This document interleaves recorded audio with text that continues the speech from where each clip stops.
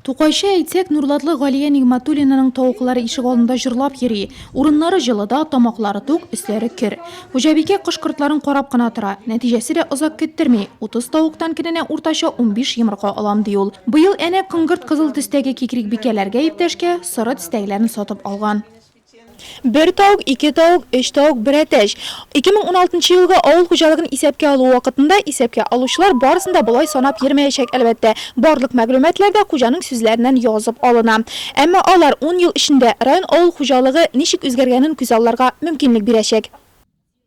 2016 Бөтен Россия авыл хуҗалыгын исәпкә алу барышында Галия Нигматуллина кебек башка уңган хуҗабикәләрнең малы, кышкырты да исәпкә алыначак. Әмма бер шарт: җир кишәрлеге 4 сутыйдан ким булмаска тиеш. Районда исәпкә алынырга тиешле объектлар саны 15 меңнән артык.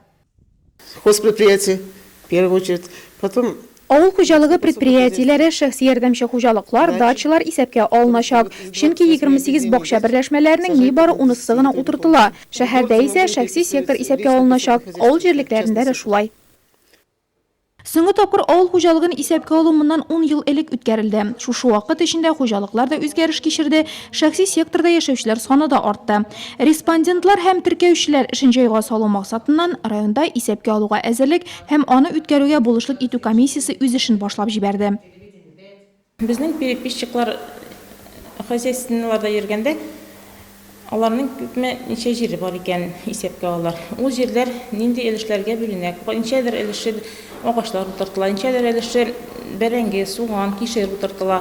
Шуларны исәпкә алалар. Терлекләргә килгәндә инде шул җыртта ничә терлекләр астырыйлар. Эре терлекме, мөгезләр терлекме, кышкыртлармы?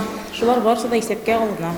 Салым салу заманаларын кичкән өлкәннәрне бүлек белгечләре тынычландырырга ашыга. Чираттагы исәпкә алу авыл җирендә социаль сәясәтне нинди юнәлештә алып барырга икәнлеген белү, дәүләт программаларын төзү өчен кирәк. Димәк, Галия Нигматуллинаның тавыклары элеккечә җырлы-җырлы көн күрә ала.